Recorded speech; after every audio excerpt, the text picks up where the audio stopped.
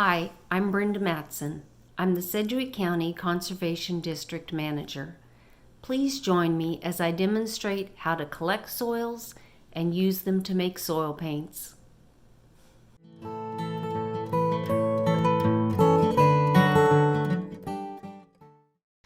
We are in western Sedgwick County along Spring Creek. Make sure you have permission to collect soil from wherever you're collecting.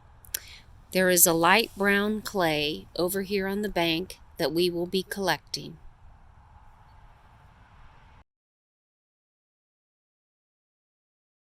I filled a canning jar about 1/3 full with the clay.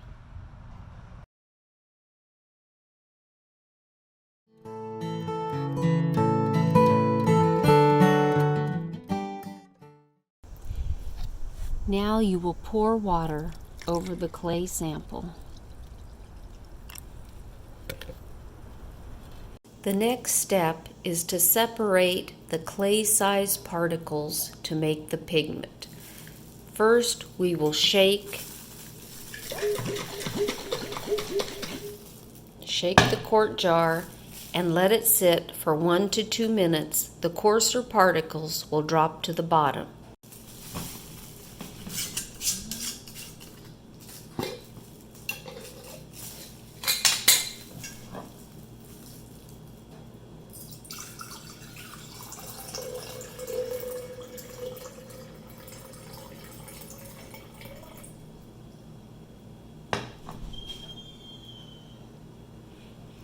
I will feel in the bottom here to feel if there's any gritty particles.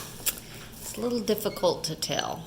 Since I couldn't tell if there were any gritty particles in the bottom, I'm removing my glove and I'm going to feel for grit on the bottom. And I'm not feeling any. So I'm going to let this set and then I'll pour some of the clear liquid off the top, and then we'll be ready for the drying process. When you don't feel any silty particles in the clay, then you're ready to shake it up and pour it into a pan to dry.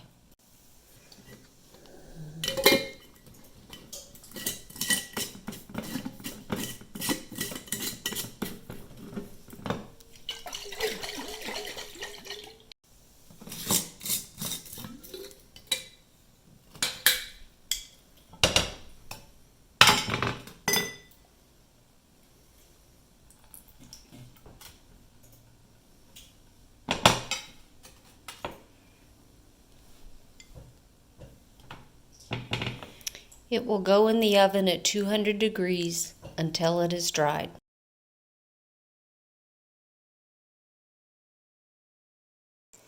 After the clay samples dried in the oven at 200 degrees for a couple of hours, I will grind them a little bit at a time.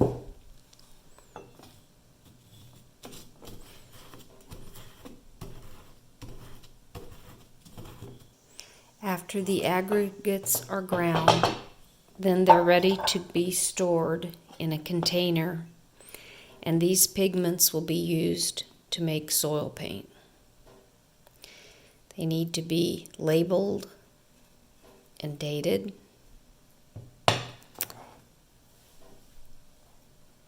Ready to make soil paint.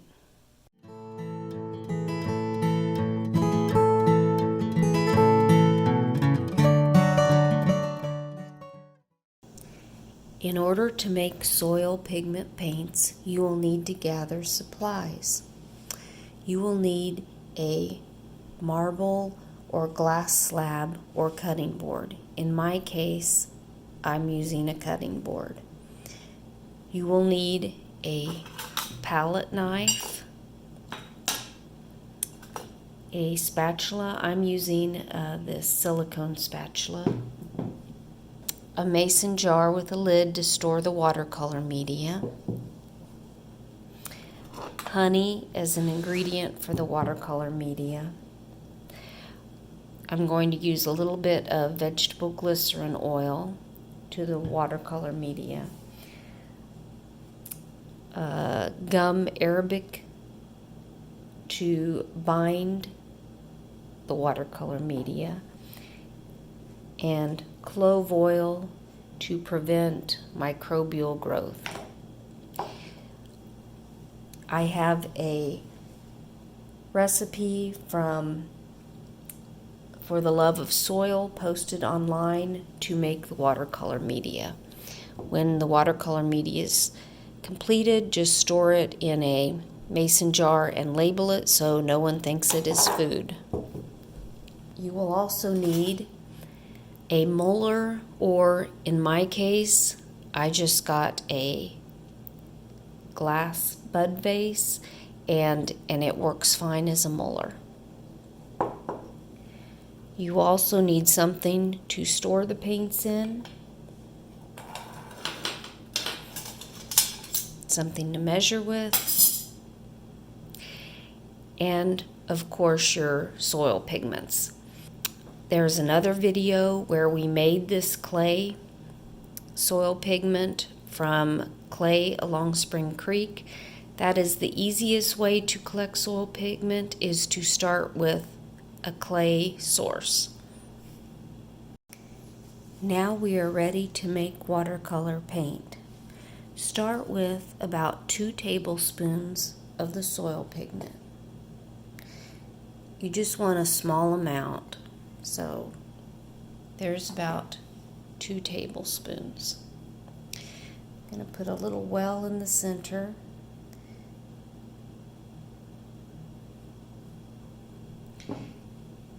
And I'll put some watercolor media in here. This is about 2 tablespoons of watercolor media.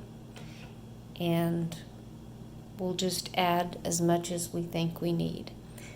I'm also going to put a tablespoon of honey. Actually, half a tablespoon of honey. So I'm adding some honey.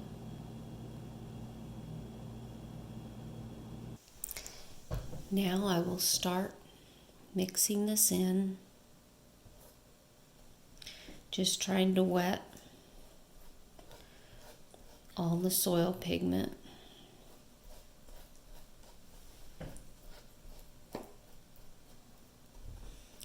And I'll add a little more watercolor media as I need it. The first step is just getting everything wetted to make a workable paste.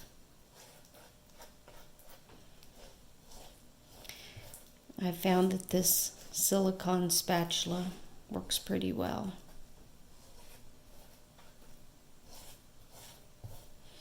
And this clay is smooth. Some of the pigments that, like the brown Potawatomi brown, is a little silty, and so it's more difficult to work with. This clay is smooth.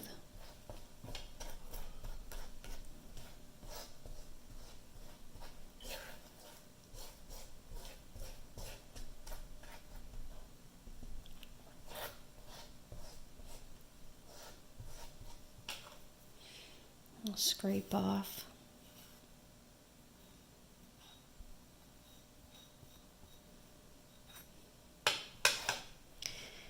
Get everything into the middle, and then I'll start molding.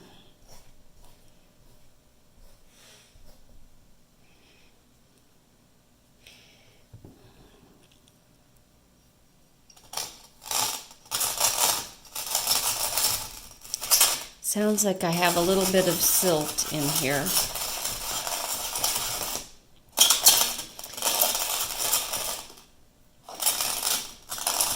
So this clay was actually not all clay size particles.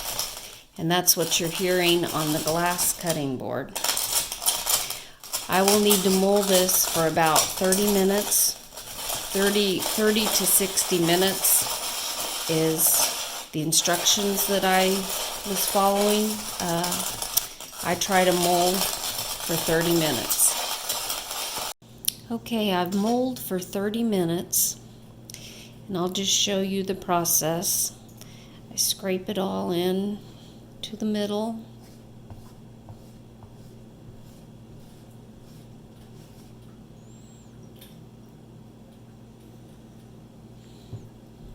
Then I start to mold. I think there is a little bit of silt in here, but some of it I think was just some very small aggregates of the clay particles that were breaking up, because I hear a lot less of the silt sounds now. And as I mold this color, I just appreciate how beautiful these colors are.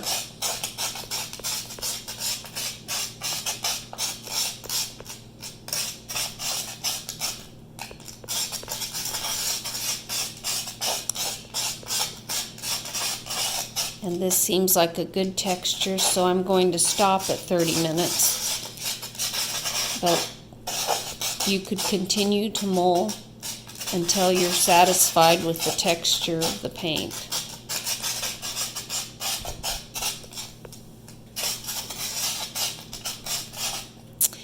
And this is what it looks like. The next step is putting it into containers. Here are the brown pigment paints. We are calling them Earth for Earth Day.